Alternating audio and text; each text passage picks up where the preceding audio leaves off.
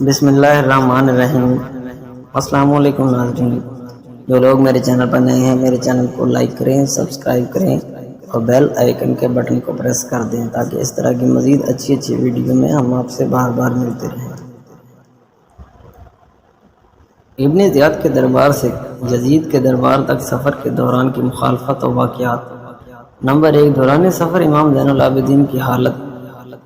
اس کے بعد ابن زیاد نے بدبختوں کی ایک جماعت کے ساتھ دوسرے شہداء کے سروں کو اور اسیران اہل بیت کو یزید کے پاس اس حالت میں بھیجا کہ حضرت امام زین العابدین کے ہاتھ، پاؤں اور گردن میں زنجیریں ڈال دی گئیں، جبکہ عورتوں کو اونٹوں کی ننگی پیٹھ پر بٹھا دیا گیا۔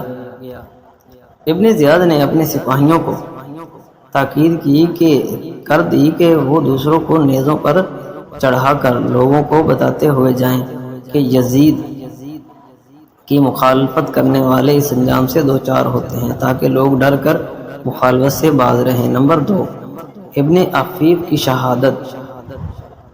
ابن زیاد کی طرف سے اعلان ہوا کہ تمام لوگوں کو جمع کیا جائے، جامع مسجد میں جمع ہو جائیں۔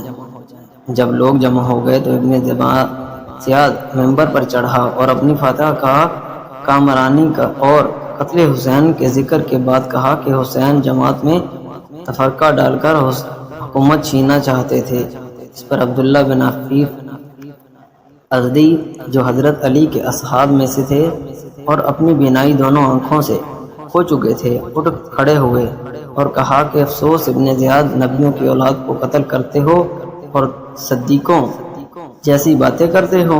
ابن زیاد کو اس پر طیش آیا اور اس کے حکم سے انہیں قتل کر کے سولی پر لٹکا دیا گیا اور حضرت امام حسین کے سر مبارک کو نیزے پر نصب کر کے ابن زیاد کے حکم پر کوفہ کی گلیوں کوچوں میں پھرایا گیا اور زہیر بن قیس کے ہاتھ معززین کے ایک وفد کے صورت میں یزید کے پاس ایک گھڑ سوار دستے کی نگرانی میں شام بھیج دیا۔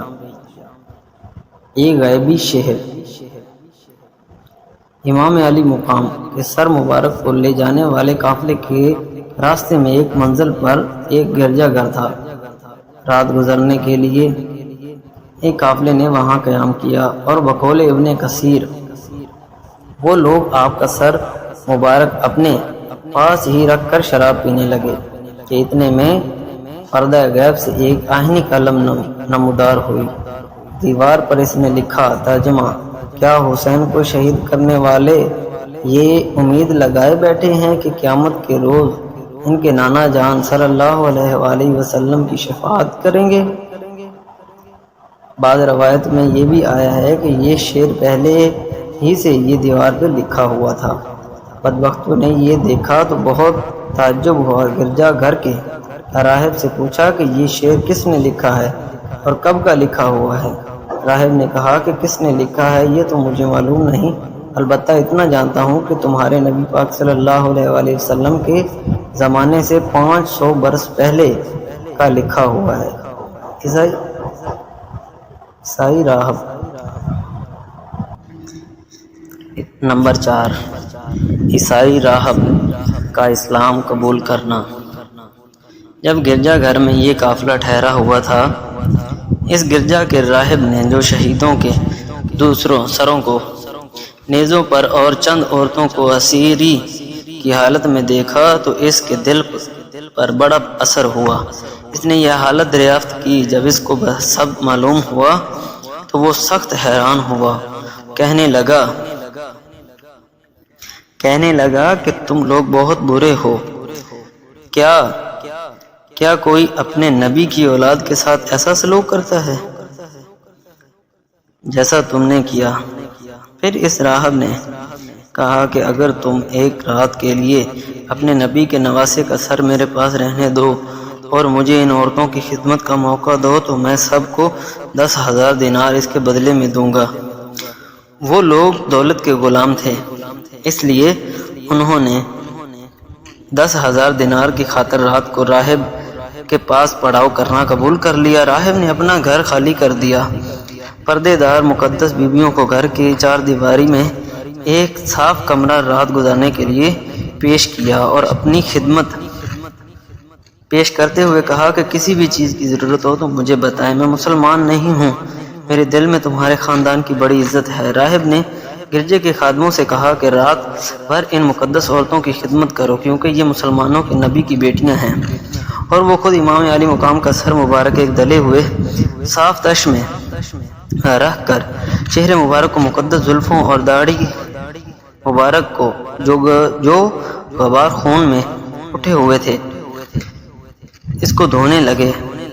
اس نے چہرہ مبارک دھو کر صاف کیا اور عطر کا کافور لگا کر معطر کیا، پھر بڑے ادب و تعظیم کے ساتھ ساری رات سر انور کے سامنے بیٹھا، زارو قطار روتا رہا۔ ساری رات اس خدمت کی اور خانوادہ رسول صلی اللہ علیہ وآلہ وسلم کی مقدس بیویاں اس راہب کو دعائیں دیتی رہیں، اور سر حسین بھی زبان حال سے اسے دعائیں دیتا رہا، یہاں تک کہ راہب کی قسمت کا ستارہ چمکا اور وہ اس کی آنکھوں میں حجابات اڑ گئے، اور وہ نور جو خلی کی بیوی نے فرش سے فرش تک پھیلایا ہوا تھا وہ راہب پر بھی آشکار ہو گیا، اور اس نے بھی دیکھا کہ ایک حالہ نور ہے جو سر حسین کے گرد طواف کر رہا ہے۔ جب اس نے یہ حیرت انگیز منظر دیکھا اور سر مقدس کے راب و جلال کا مشاہدہ کیا تو اس کے دل کی کیفیت بدل گئی، اس کے محبت اور حسن عقیدت کا صلہ ملنے کا انتظام ہو گیا، اس کی زبان سے بے ساختہ کلمہ شہادت جاری ہو گیا۔ چونکہ اس نے دنیا کی دولت قربان کی تھی اس لیے اسے ایمان کی دولت عطا فرمائی گئی، اب اس کے لیے اہل بیت نبوت سے دور رہنا ناممکن ہو گیا۔ چنانچہ جب اگلے روز قافلہ روانہ ہوا تو اس نے بھی امتی و خادم بن کر ساتھ ہو لیا۔ جزاک اللہ۔